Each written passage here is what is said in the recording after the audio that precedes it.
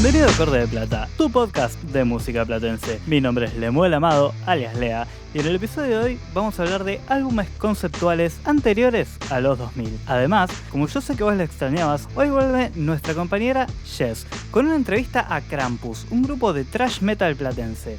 Así que ya sabes, si te interesa la idea, quédate con nosotros, que este acorde ya está sonando.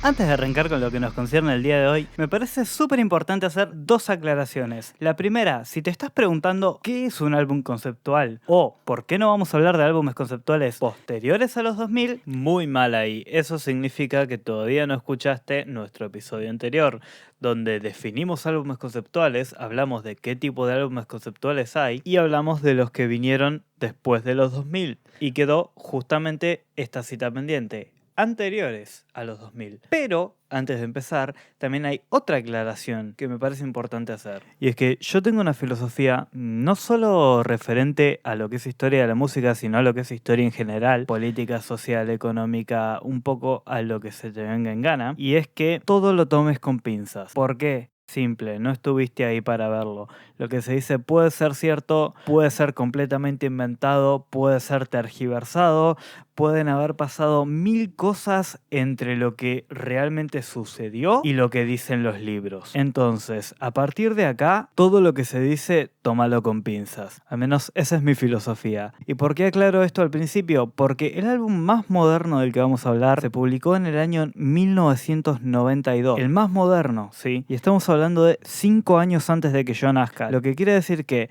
no te puedo confirmar ni desmentir absolutamente nada de lo que se diga sobre estos álbumes. ¿Fuentes confiables? Sí. ¿100% real? No sé, no estuve ahí para verlo. Aclarado esto, entonces, empecemos con el primer álbum, que realmente no es conceptual. Y ya si arrancamos con esa frase vamos mal, ¿no?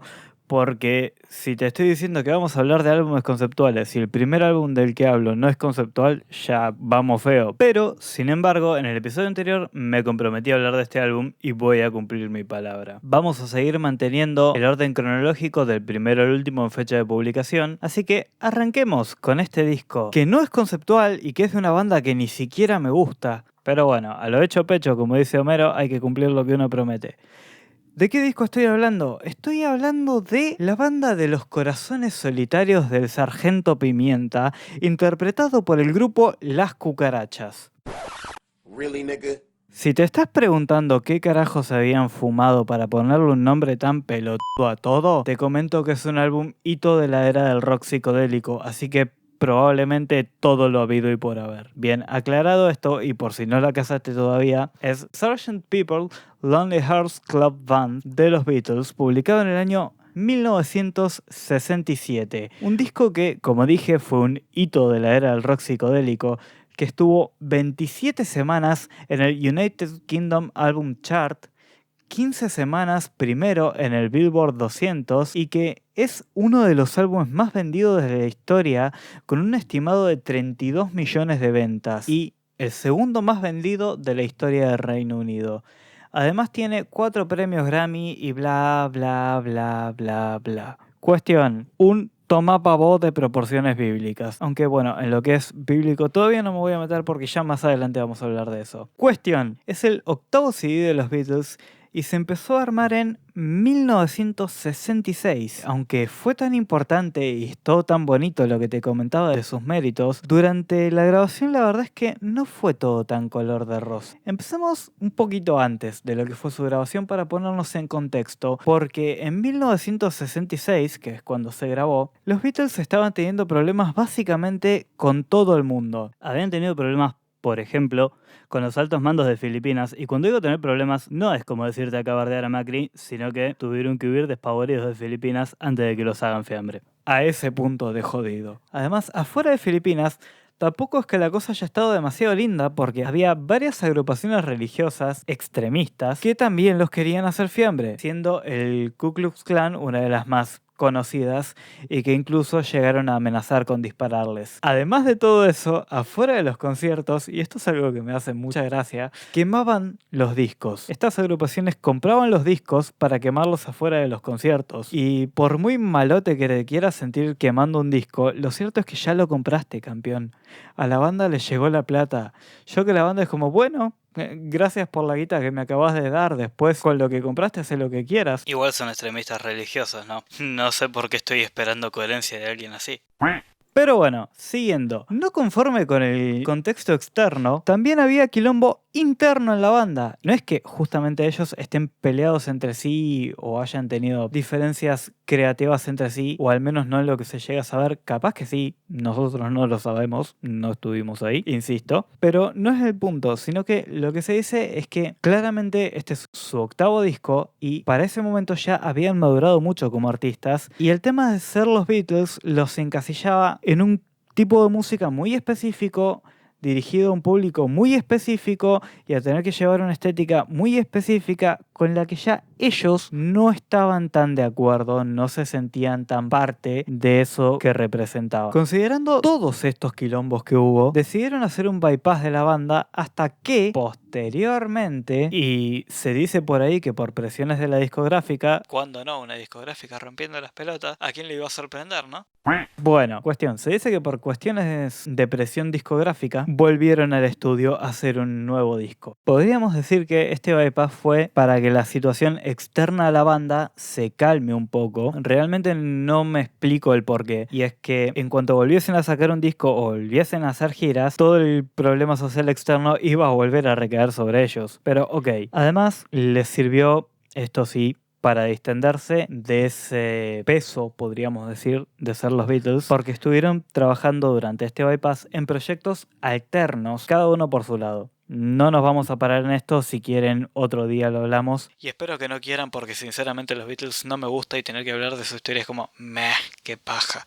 Retomando, para solucionar este problema creativo que tenían del peso de ser los Beatles, lo que hacen es idear el disco como si fuese un concierto de otra banda, de una banda ficticia que ellos van a representar, como si estuviesen haciendo una suerte de obra de teatro representando a otra banda. ¿A qué banda? Bueno, justamente a la banda militar del Sargento Pepper's. Y para reforzar la idea de banda militar, incluso empiezan a experimentar con más sonidos de vientos que se suelen asociar mucho a eso. Pero no solo con eso, sino empezaron a experimentar con muchos tipos de sonidos y a incluir más complejidad en sus canciones. Pero sin embargo, la idea del concierto de la banda del Sargento Pepper's no va más allá de 2 canciones. En principio estaba pensado para que sea todo el disco, pero terminaron por ser 2 canciones y el resto del disco no tiene nada que ver y no sigue esta misma idea. Sin embargo, bueno, es como un inicio importante dentro de lo que es álbumes conceptuales.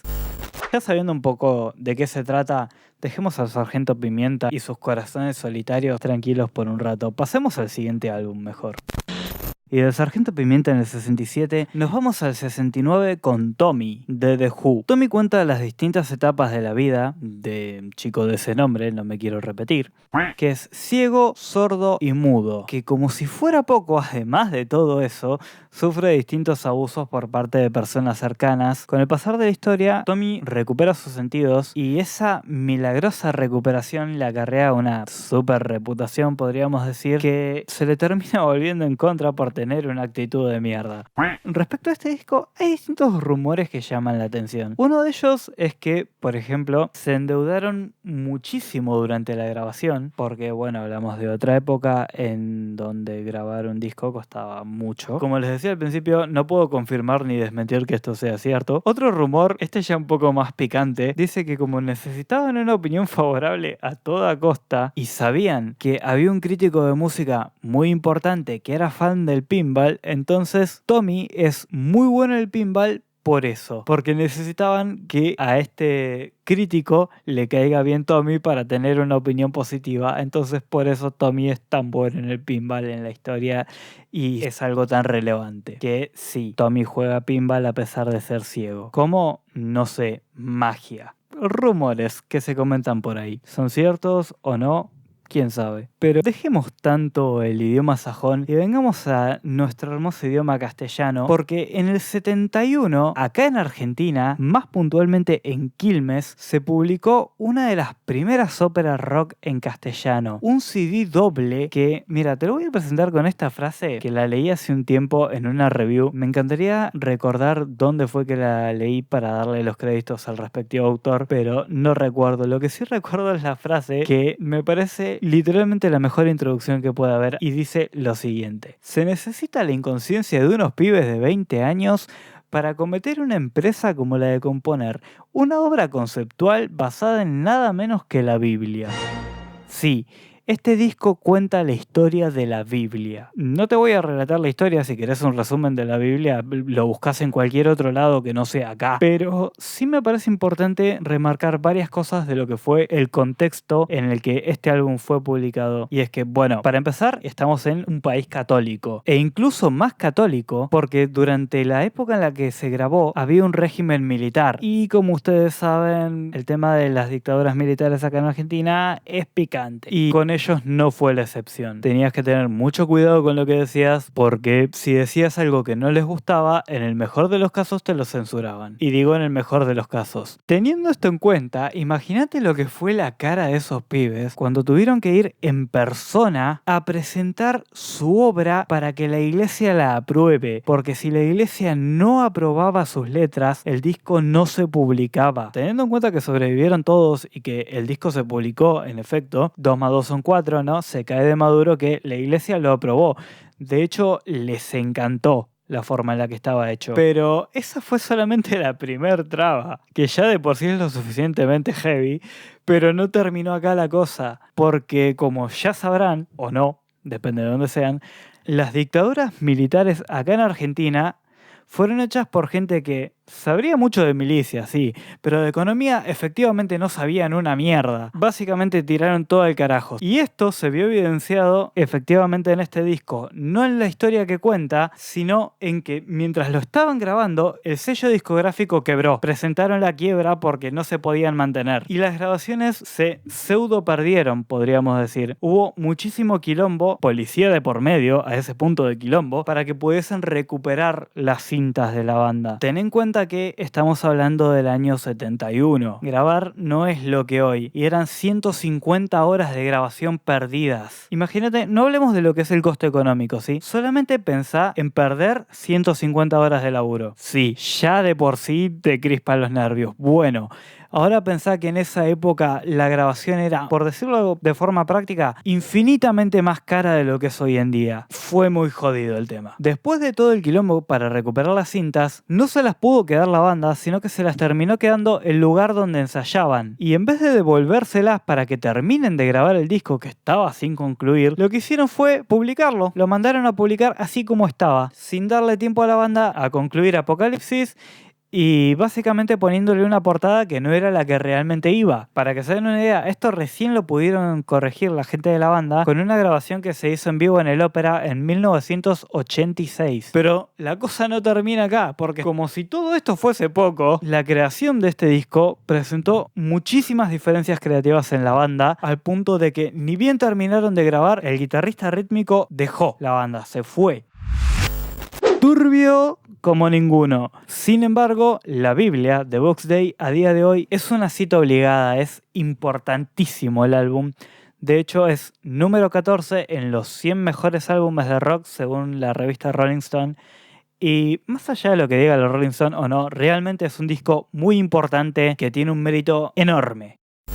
Pasamos al puesto 4 de nuestro top 5 y volvemos ahora al rock sajón con The Wall de Pink Floyd, publicado en el año 1979 y posteriormente hecho película en el año 82. Un álbum doble que fue número 1 en muchísimos países, que vendió un estimado de 33 millones de copias y que fue certificado 23 veces como disco de platino en Estados Unidos y etcétera, etcétera, etcétera. No me voy a poner acá a leerte todas las certificaciones, por un lado porque no creo que te importe saberlas todas, y por el otro porque son demasiadas. Además ya tenés suficiente certificación con decirte que es The Wall, el disco favorito de Donald Trump. Pero bueno, después del chiste malo, pasemos a lo que realmente importa. Este disco cuenta la historia de una estrella de rock ficticia llamada Pink, supuestamente basada en la vida de Roger Waters. Y ahora quizás se te haya venido a la mente la cantante Pink del mundo real, de la vida real, y no tiene nada que ver. O quizás sí. ¿Por qué? Porque este álbum se estrenó en el mismo año que nació la cantante Pink. Un dato curioso, cuanto menos. Pero bueno, volviendo a The Wall. La historia de Pink es súper trágica. Pasa por un montón de problemas, como que su padre muere en la Segunda Guerra Mundial, como que tuvo una madre sobreprotectora, como que el sistema educativo de su país era terrible, a eso sumale fracasos sentimentales, incluso problemas con su vida como músico estrella. Y cada uno de estos problemas es representado como un ladrillo en un muro ficticio, un muro metafórico, compuesto por sus distintos problemas que lo va aislando del mundo real para, entre comillas, protegerse. Inicialmente para protegerse. Pero, como bien dijo Robert Greene, las fortalezas que construyas para el arte del peligro se volverán en tu contra. Y es que justamente esto es lo que le pasa a Pink. Ese aislamiento de protección se le termina volviendo en su contra. Por suerte, ya para el final de la historia, logra superarlo, representando esto como la caída de ese muro, y Pink puede volver a vivir la vida y a ser una persona feliz.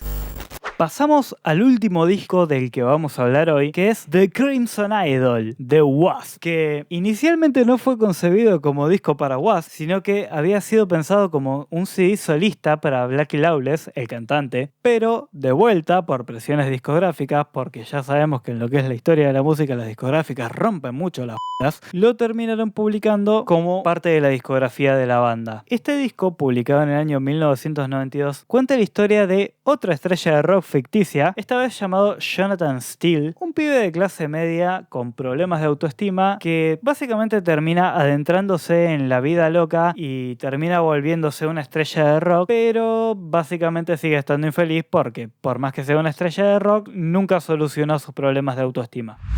Resumen corto y al pie, básicamente de eso trata el disco. ¿Terminamos acá por hoy? Sí. ¿Quedan más álbumes conceptuales? Sí, quedan una bocha. Nos falta, por ejemplo, hablar de Black Veil Brides, nos falta, por ejemplo, hablar de Tool, nos falta hablar de un montón de gente. ¿Va a ser el próximo episodio de álbumes conceptuales? No. Básicamente para no ser tan monotemáticos, ya hicimos el anterior, hicimos este, el próximo va a tratar de otra cosa. ¿De qué? Todavía no te lo anticipo. Lo que sí te anticipo es que ahora se viene una entrevista con una banda de thrash que la rompe fuerte. ¿De quién estamos hablando? De Krampus, que tuvimos la oportunidad de compartir unas palabras con ellos antes de que suban a tocar y nos contaron esto. Mirá. Estamos en vivo con la gente de Krampus antes de su recital en la radio de Pura Vida. Cuéntanos, chicos, ¿qué tienen preparado para hoy? Hoy tenemos preparado 4 temas, o 5, dependiendo del tiempo que tengamos. Los temas son todos de autoría nuestra, los componemos entre todos y elegimos unos temas que son una patada en la cara. Así, básicamente. Sencillamente. Qué bueno, suena prometedor, che. Me encanta esa actitud, la verdad. Es una patada en la cara. Clarito. Me encanta la actitud. Bueno, influencias, proyectos previos, ¿alguno tiene algún proyecto alternativo aparte de Krampus? No, influencias, mayormente estamos todos... Es raro igualmente decir una influencia porque todos tenemos una baraja muy amplia. Por ejemplo, yo escucho mucho Dream y lo que sería el de Stoner, y tocando con la banda Trash con ellos es diferente porque ellos están con Leprosy. Tenés bandas como Necroabortion, Cannibal Corpse, bandas polentas que tocan. Así que es una baraja muy amplia. Los chicos son muy fanáticos de Dead, por ejemplo, uno de los guitarristas es muy fanático de Dead. Tenemos el otro de los guitarristas que es fanático de Havoc, así que es complicado hablar con el tema. Es complicado definir una influencia porque tenemos, como dice él, tenemos bastante, somos muy abiertos musicalmente. Yo aparte de tocar thrash metal, toco folclore también. Qué lindo. Así que vengo de ese lado y es como que se fusiona todo en algún punto. Un abanico bastante... Claro, intentamos hacer todo variado, para no decir somos una banda de thrash común y corriente, sino que por ahí estamos armando temas de death metal, tenemos temas que parecen heavy metal, tenemos temas que van thrash a los palos, intentamos